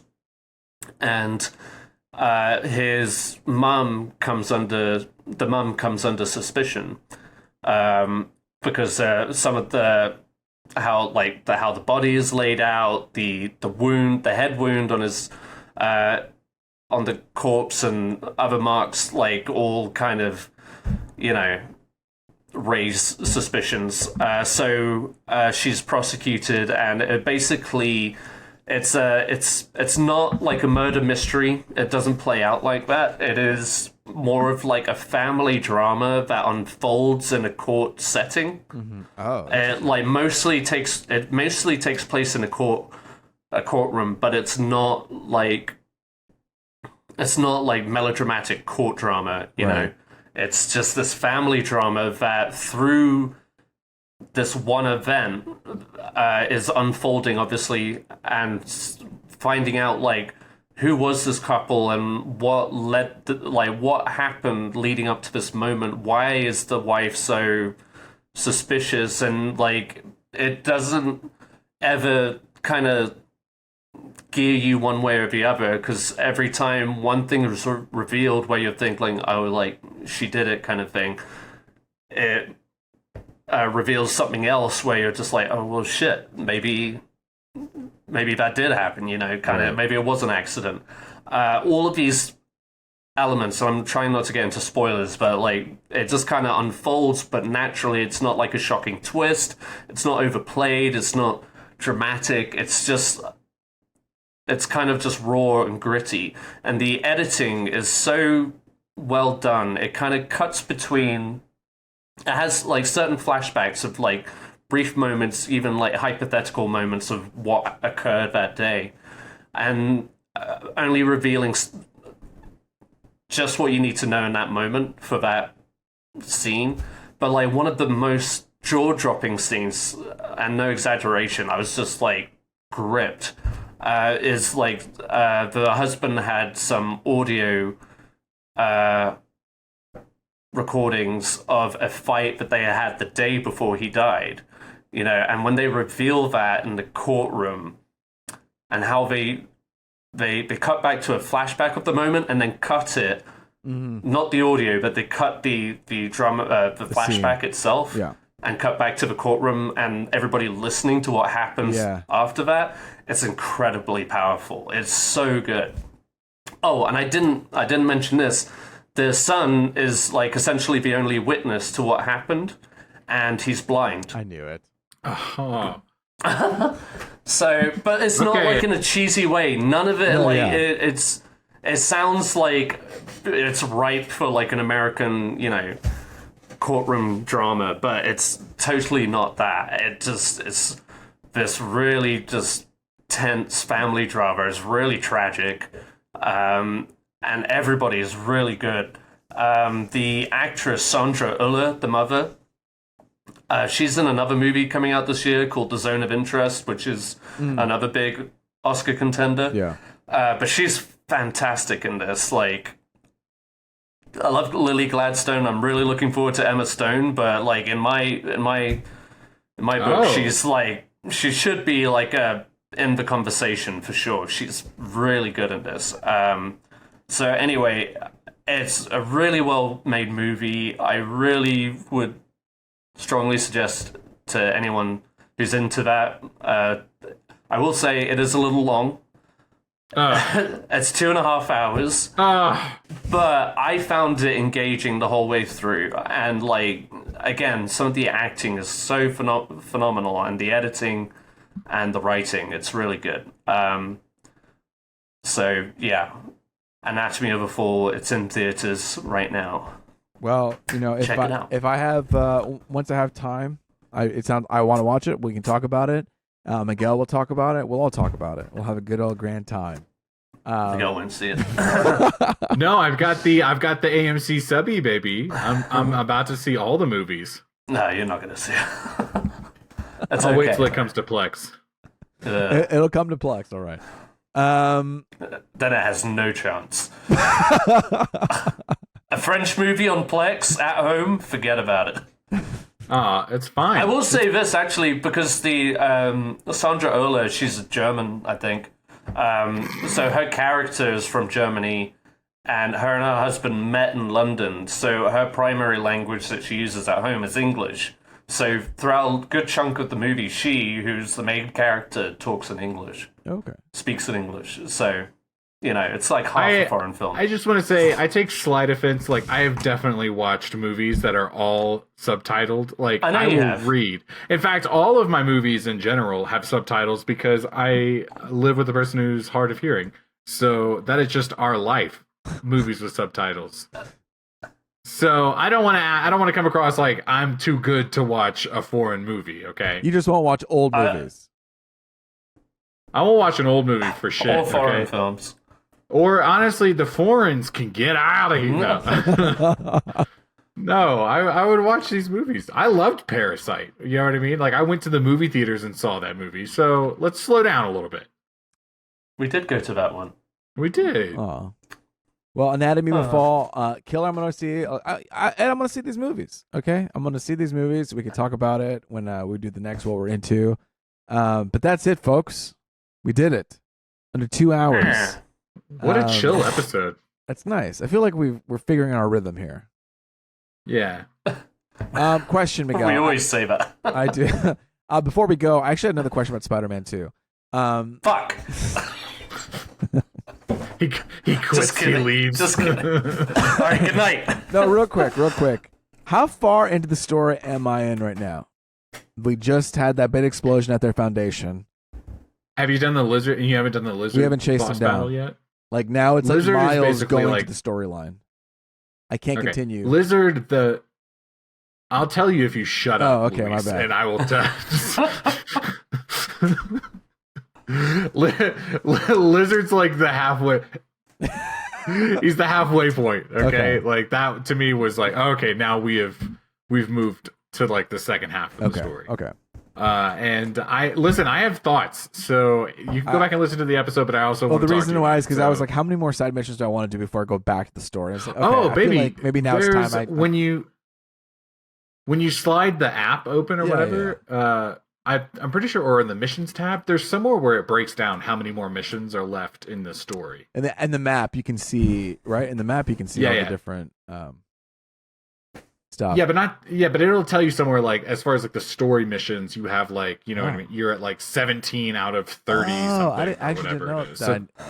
It didn't say how many. Play around, you'll find it. So it'll kind of like it'll point you in about how much you have left. Well, beautiful. Tune in next week when we talk more Spider-Man. We'll talk about the Marvels. I'm going to watch The Killer. We might talk about The Killer. Who knows what we're going to talk about? I've been catching up on... You should watch The Killer. I've been catching up on Ridley Scott movies as well as playing Spider-Man for any of them. Are we going to have a Ridley Scott ranking? I don't know, Ed, but I'm not ready. I don't know, Ed, but I'm preparing. Oh, Miguel's not ready. Miguel, we're going to have to make it a top 5 situation. There's a lot of These Ridley rankings Scott have been back to back rankings recently. We're doing a lot. So many prominent directors that have released a movie this year. We should consider ourselves fortunate that these old men don't are get me still wrong. making movies. But when I have to break all these movies down and tell you guys how I feel, and then like a week later, I'm like, well, I want to be revisionist. I want to change my answers. I want to be revisionist. You know what? I was thinking about Wes Anderson ranking, Louise. Yeah. And I was thinking I should have made Steve Zissou my number one. I think of all his movies, that one gives me the most joy. You know what we should do is at the end of every year, we should do a recap where we go, this is my ranking, and I leave it the same, or actually I would change it. Okay? I like to vote to change it. A little update. Every year you get one chance. Well, George Lucas it. We'll call it the George Lucas segment. The George Lucas rank. Tune in next week. Like I said, we're going to do the same thing. We'll have a good old time. Check us out at Punch Drunk Nerd. Like us, subscribe, hit the notification button. Do all those things. Until next time, it's been me, Luigi, and with me's been... Miggy Smalls. And Eddie Biggs. And until next time, I'll see you next time.